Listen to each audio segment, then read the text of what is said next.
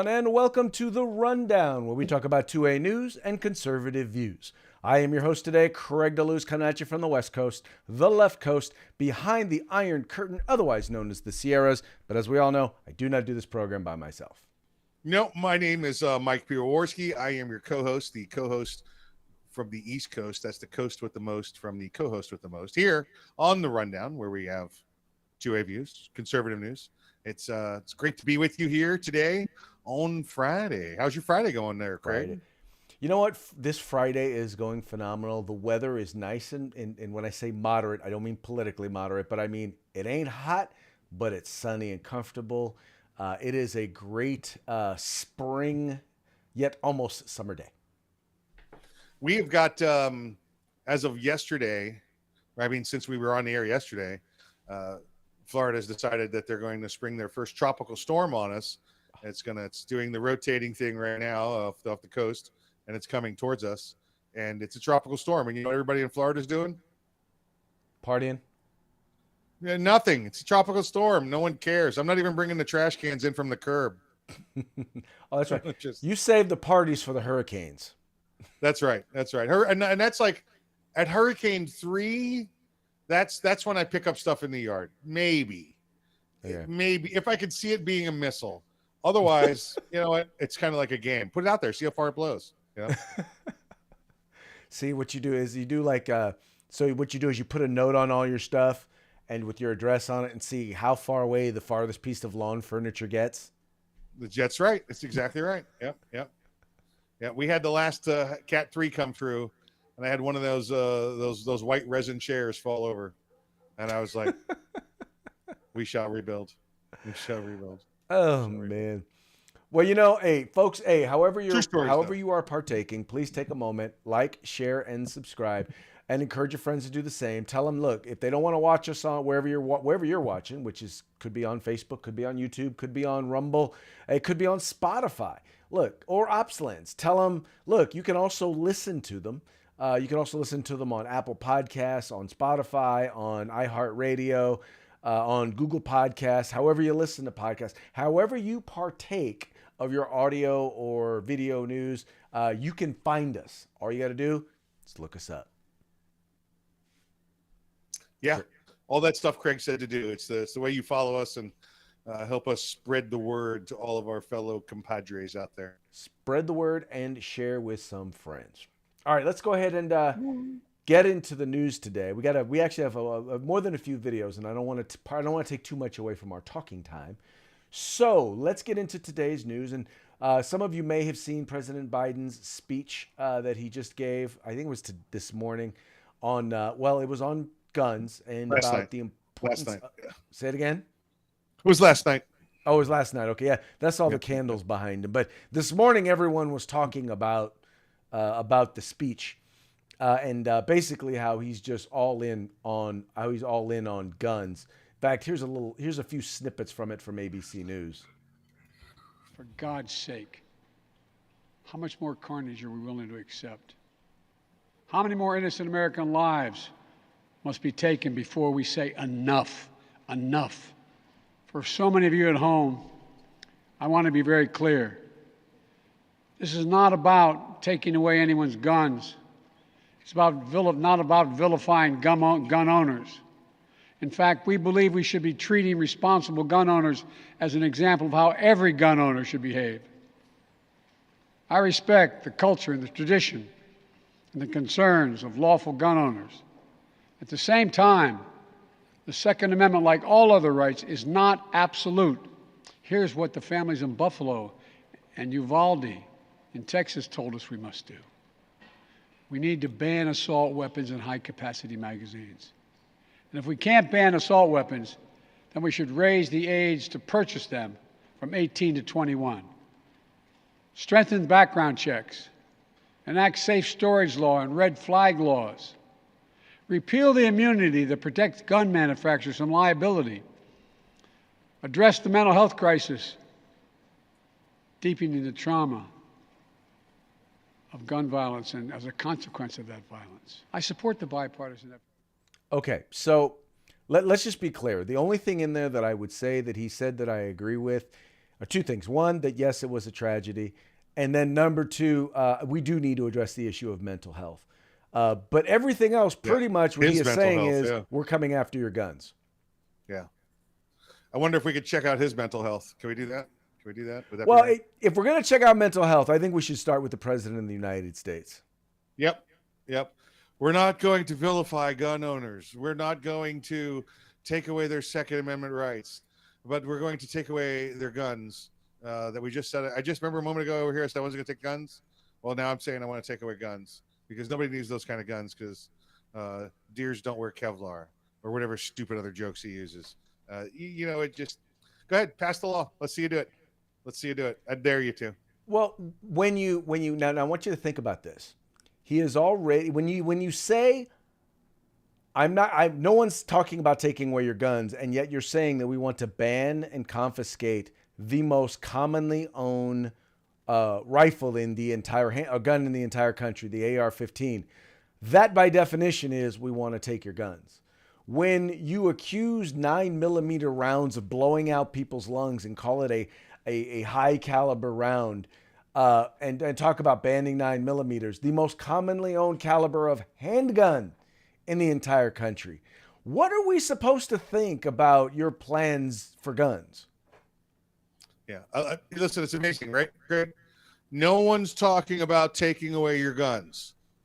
Now, here's our plan to take away your guns. Right. Oh, what? I forgot red flag laws, which is clearly gun confiscation. I mean, everything he is proposing is all about gun confiscation, including developing a registry, a national registry, by means of universal background checks. That all is surrounding gun confiscation. Now, they are right in that most people are not saying we're going to take your guns, but it's like saying, oh, it's like saying, okay, well, I'm not going to take away your car, but I'm going to take away the engine. I'm going to take away the tires. Right, I'm going to take away the steering column, but I'm not going to take away your car. Yeah, and the Supreme Court's addressed that before, right? Listen, Right. It's the right to bear arms. Nobody said the right to bear bullets. We'll take bullets from them. Nah, you moron. It's a specified task that the bullets are required in the guns to make them work. So, go away. And this is what makes it so tough to have these sorts of conversations, to have a real legitimate conversation about anything, about creating a safer environment when you're dealing with folks who just are not willing to accept facts. And that's really what a lot of it comes down to. They're not willing to accept facts. And they want us to compromise. But the fact is, we've compromised to the point where we've allowed you to overregulate a fundamental right. And we've been the ones giving this entire time. And then they think that there's something wrong with us because we're not willing to give them even more of our rights. Yeah, no, it's the truth. And well, Craig, where does this come up with too? That like all other rights, the Second Amendment right is not an absolute right. Again, show me anywhere else in the Constitution where it says shall not be infringed. That it didn't say shall not be infringed sometimes. Mm-hmm. Shall not be infringed like all the others. It said shall not be infringed, right? Well, shall not be infringed. But Mike, but think about even the other rights. When do you have the right to quarter soldiers in someone's home? When do you have a right to unreasonably search somebody? Right? Yep. Even the right to free speech. You have the full and complete right to free speech. The difference is that what we do is if someone abuses those rights and causes harm to others, we have both criminal and civil charges that can be filed against you where you can be held accountable for abusing those rights. This is the only right where they want to regulate it and keep you from being able to exercise it. Yeah, it's because they're afraid of the firearms that would be owned outside of the government. We get this. We know this all the time. We know the history behind, militias. We know the history behind firearms laws. And, this guy doesn't, right? This guy just wants to see that your firearms taken away. But don't worry, we're not going to take any firearms away from you. But here's the plan to take away firearms because the Second Amendment's not an absolute right. Might be a natural right. Might be an enumerated right. Might say shall not be infringed. But It's not an absolute right. Right. It's a right, but it's not a right. Right. Okay. Yeah. It's a right, but it's not a right. Yeah. It's just, come on. Yeah. And, Well, hey, and anyway, here we go. A so little bit just of so you know, trivia, Craig. What? A little bit of trivia. The Third Amendment, the quartering soldiers in your house, one of the very few amendments that has never gone before the Supreme Court to be tested. Is that right? It is a right. It's your Third Amendment right. Yeah. It's your Third Amendment right to not have soldiers quartered in your house. That's true. That's true. No one's arguing that one. Clearly. Yep. All right. Moving right along, and this also kind of also has to do with the Second Amendment.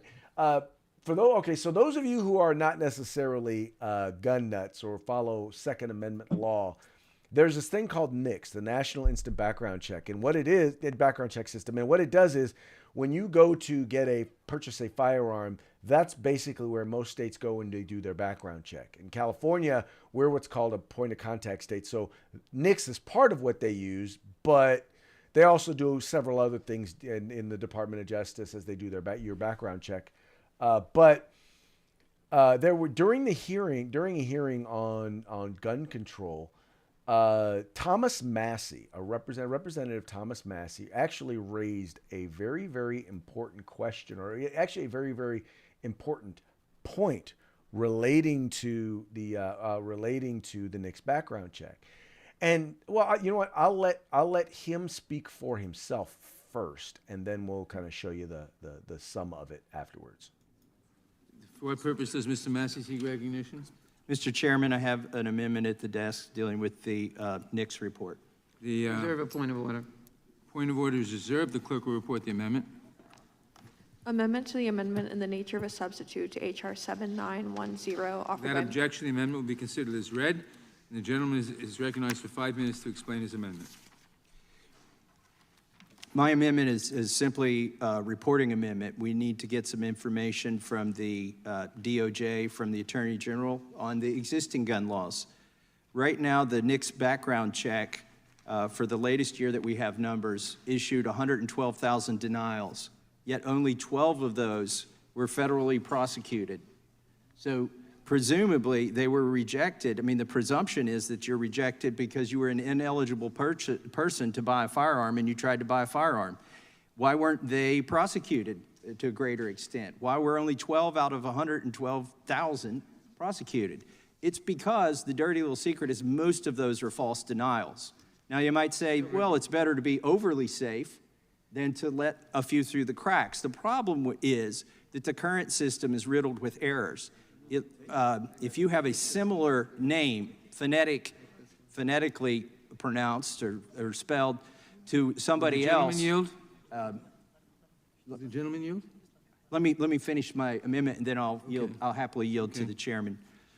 So what happens with the false denials is that within racial and ethnic groups that share similar surnames and first names, you get a higher percentage of false denials. And some of these false denials are overturned, but a lot of them are not. And individuals who don't have the money or the resources to pursue this legally often either have to turn to individual sale or they don't complete the purchase at all. Yet they were law-abiding citizens who had the misfortune of sharing. All right, so let's be clear. What he's talking about here is 99.99% of NICS background denials are not prosecuted. Now, if it's a denial, supposedly, like he's saying, you're a person who wasn't supposed to be able to buy a gun and you tried to buy a gun. That means that you are. That means that you have a felony conviction. You have You have a domestic violence conviction that's prohibiting in the state where you're at. You have a restraining order against you. You've been committed, and depending on the state, there's a reason why supposedly you've been denied. And he's noting that the overwhelming majority of these happen to be people of color. And so he wants to get the data from NICS on these denials. But Mike, I think you and I recognize that there is a something afoot here, that a message that he's trying to make, or at least data he's trying to get in order to make the point, that I think isn't necessarily revealed here. What do you think? Or you want me to guess what his hidden point is? Is that Yes. what you're asking me to do? Yes. Guess what this hidden point is? I want to see if we're Is thinking that, along the same lines. Is that the background check system is broken to begin with? Oh! Background check system. Ding, ding, does ding, not ding, stop. ding. We have a winner. It does not stop the criminal. It's not the future crimes police. You know what the background check's good for, Craig? Predicting the past. It's wonderful for that. Yeah. Yeah. It does nothing to predict the future. And that is the point. That is the point exactly. Once again, as Anna Rich over on Facebook has noted. But that's the thing, is he wants to get the data because he wants to show. Well, wait a minute. If you're so down for stopping gun crime, if people aren't supposed to be buying guns, but they're trying to buy guns, we should be federally prosecuting them. Except we know that the overwhelming majority or a huge percentage of the denials are false, because the people we don't who care really about the shouldn't be denials. buying guns aren't going to a gun store and buying guns. We know that denials already can't have guns for the most part. And listen, there's some error in there. There's a 1 or 2%, error rate. We get that. So it's not about, Craig, it's not about background checks. It's about putting people's names on a list that have guns. That's what it is. If we really, really wanted to do this the right way, and if you wanted to prove to me that it wasn't about getting my name and starting a registration process, when I purchased a gun, you'd call up and give my name, and they would say, "Nope, he's not on the list." That's it. We wouldn't record my name. We wouldn't do anything like that. We would just say, "I verified on such and such a day, and here's the code number they gave me for the verification." So it could be, it could be checked on later. But there's no record of keeping my name. Why do they keep my name? Because they want to know where to come get the guns from later. When the time comes that they can come take my gun, they want to know where to go. Think about it, folks. Think about it. We joke about it. We call it a no-buy list. With airplanes and TSA, you have a no-fly list, right? So the only similarity I want to make here is, does a terrorist fill out a background check form before he gets on the airplane? No. He's on the no-fly list. If he tries to buy a ticket, it pops up and says, "Nope, you can't go." Well, the same thing should happen with the firearm. We check you by name, and if you're not on the no-buy list, you get to have the firearm. I don't need to write your name down after that. You know why? Because you're not on the no-buy list. I'm not here to register you. I'm not here to keep track of you. I'm here to make sure these guys that are on the no-buy list, people that should have been on there, like, I don't know, Nicholas Cruz, because the sheriff's office was going after him. The pulse shooter who the FBI was following. Or this whack job up in Wisconsin who had made threats. And nobody did anything. And I'm even okay if you have a list of people who, if they're not necessarily no buy, but they have a concern, somebody should know this guy bought a gun. Yes, right? Yes, absolutely. Yeah. You even should have that list. Some people, maybe they haven't committed a crime, maybe they haven't been, committed or anything like that. Right. But they're, and there are a lot of these folks that should have been on that list. Maybe they shouldn't have been denied. But somebody should have been alerted that, hey, this guy bought a gun. You should keep an eye on him. Yep. I don't even think people would be against that. Although we'd have to determine exactly what gets you on that list. Yep. Yeah. Yeah. We need to have a Brandon list. Is what we need to have. Brandon list. Put the Brandons on the Biden Brandon list, side you of the mean? fence. Yeah. No, you're too. No, that's the list of folks who are too old to own guns, too senile. There you go. Not too old, too senile to own guns. Yeah. That's the Biden list. All right. You'll love this one. Once again, staying in the theme of the Second Amendment, Mike, your good friend there, our good friend there, Captain Florida is at it again. Ron DeSantis has denied $35 million to the Tampa Bay Rays for a facility over the team's anti-gun statement. Have you seen the story, Mike? What a great story, right? Captain Florida with another uppercut to the solar plexus there on the Tampa Bay Rays, just knocks them back on their butt, and now they're like, What just happened? What just happened? All right. So basically, hold on. I'm trying to find what the statement was here. It was DeSantis, it was the standard statement, Craig. And here's what it said. Oh. It said, it's a tragedy. Enough is enough. We have to do something. We can't continue to make this acceptable. We can't live with this. So because we have to do something, we're going to give $100,000 to every town for gun safety. What exactly? And that's what it is, right? Well, it's $50,000. Once again, Okay. They're basically giving money to a group that wants to take away our fundamental right to keep and bear arms. Yep. That's what they're doing. So he's like, look, if you have enough money to give away to a group that wants to infringe on our fundamental rights, then you have enough money to pay for your own damn facility. New spring training facility. Yep. You can pay for your own stuff if you want, since you want to use taxpayer dollars to go ahead and give money to people who want to give money to gun grabbers. This was no chump change. This was $35 million. Yep. And he went like this. Out. Gone. Took it out. Gone. Took it out. Vetoed it. Vetoed it. That's what you get. That's what you get. Yep. Tampa Bay. Yep. He did. Listen, he did a bunch of this too. It was yesterday up in the villages. He stood there and said, listen, I think he wiped out a total of $2 billion out of the budget, and it was nonsense like this. And he had no problem telling people. He goes, yeah, you're not getting this because remember when we wanted you to play ball and you didn't? Well, now you're getting the bat broke off in your butt. That's what's going on. I'll tell you what happened. Here's a really cool one, Craig. The director of agriculture there, Nikki Fried, right? She wants to be the governor, and she's an elected Democrat official. She's the only statewide elected Democrat official. She issues the concealed weapons permits.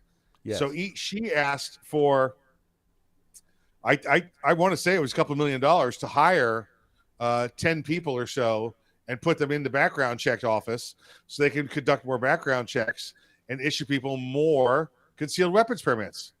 And the governor vetoed it. You know why he vetoed it? Because they have enough people already? He said, won't need no people if we have constitutional carry. Shot across the bow, bow. She was like, pow. Here's what your governor wants. He wants Wild West, guns on the streets. Yep. Captain Florida, soon to be president or vice president. He said, if we got open carry or we got constitutional carry, you don't need that concealed weapons permit.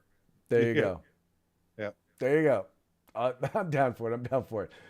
All right, this next one gets away from... And that's like one of them. That's like one of them jabs that just comes at you. You're not waiting for it. You're just sitting there having a conversation. All of a sudden, it's like, pow. You're like, that's a rabbit punch. That's a punch right in the back of the head. You're just getting a rabbit punch to the face. What the? Sucker punch. Yeah, that's it. Sucker punch from the governor. All right, now this next one, I know it's off of the 2A narrative for the day, but I don't mind because I think, once again, whenever given the opportunity to show evidence that there was election fraud, I think we need to make sure to point it out. And in this particular case, a woman pled guilty there in the state of Arizona. Arizona was one of those contested states where she was illegally collecting ballots early. In other words, she was doing the early voting ballots. She was collecting them. She was basically ballot harvesting them in a state where you're not allowed to harvest ballots. And once again, Mike, I think you've made this point. It wasn't any one thing or one plan or one that caused that election to go awry, but it was a bunch of individual efforts. And this is an example of an individual effort that clearly, once again, the only difference between this and a lot of the other efforts is she got caught. It's the terrorism model, Craig. It's what it is. Right. And and it will never be caught. It will never be put together as racketeering. It will never be put forth as any sort of collaboration on these crimes, coordinated efforts, because there are none. when the bad people in the terrorist world put out their new fatwa, and here you go, this is what we want. I want everybody to try to destroy the nasty American, no matter where they are, and here's some of the techniques you could use. And he says, go, and that's it, right? That's what happens. So now you got all these little cells operating everywhere around the state, around the country, or wherever it happens to be, all doing their own thing without seeking permission from higher, without coordinating their efforts. They just do it because it creates enough terror, havoc. Because what's terrorism, right? When you take away from and cause fear during a political operation, right? So you enter fear into the political equation. That's terrorism. That's the definition. So that's what these people did. They took their marching orders in Atlanta. They took their marching orders in Philadelphia. They did it in Arizona, and they all did their own thing everywhere around the country. But none of it can ever be tied together because it was done under the terrorism model of never being tied together to begin with. Well, and you also need to note that it's all done under the guise of, their attitude was we have to do anything and everything. The ends justifies the means. Just like you hear them right now saying, "Look, we're going to get rid of the filibuster. We're going to, if that doesn't work, we're going to pack the Supreme Court. We're going to get rid of the Electoral College. Whatever they have to do to be able to inflict their will on us. Nothing is beyond the pale." You even had a college professor who said, well, you can riot in the street and destroy property and attack people if you're doing it for the right reasons. I mean, right. The ends justifies the means for them. Exactly. Yep. And when you give people that attitude, when you present that out there, you cannot be surprised when people act on it. You cannot. You just can't. You can't be surprised. You cannot. That's why I think saying that it was a mass coordinated effort, because it may be en masse, but it wasn't coordinated. Right. And that's part of the plan, right? You can never prove them criminally that they did this as in a coordinated effort because it was never a coordinated effort. Right. Exactly. So anyway, just so you know, another case, another point here. Once again, making the point, there was election fraud. Here's an example. She pled guilty. Yada, yada, yada. Yep. We know. Yep. All right, moving right along. Getting back to the 2A model, I love this guy. And I think that this pretty much, you could probably replay this video every single time there is a shooting that takes place, because this is exactly what the left expects us to do when it comes to when it comes to the Second Amendment, and how they expect us to just roll over. Check it out. So what do you think about what's going on? Well, in response to the mass shooting, just as the media is directing me to, I'd like to jump to the conclusion that we should ban all guns before I have a chance to think about how that only affects law-abiding citizens while doing nothing to address the underlying cause of mental illness and evil behind mass shootings. Yeah, I think we should ban guns too. Yes, it would make a lot of sense to have people with guns take our guns. But sometimes I think, whoa, wait a minute there, extremists, just hear me out.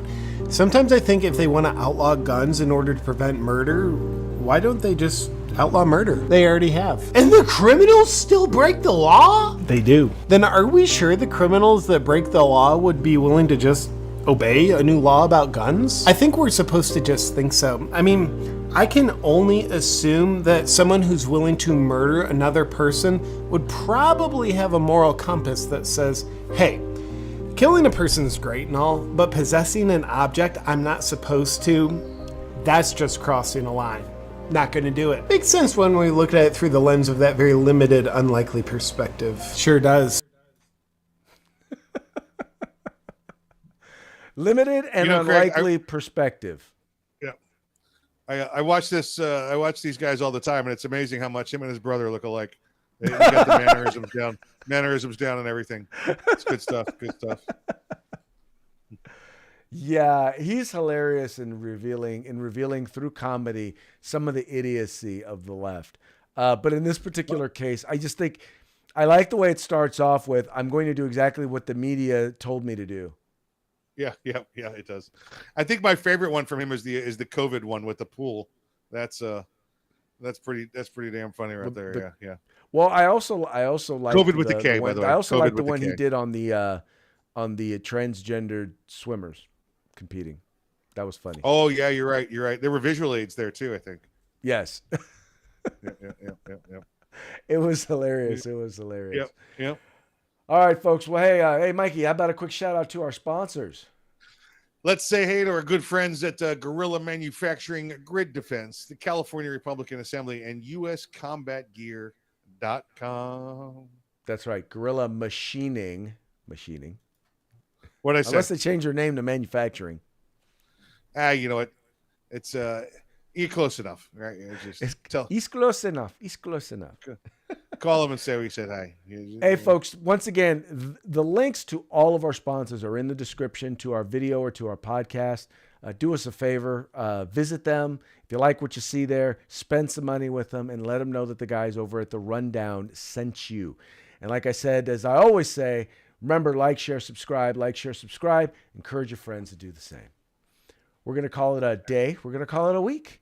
And we're going to go enjoy some fun times these weekend. And we will see you on Monday. Fun day. Gun day. We out.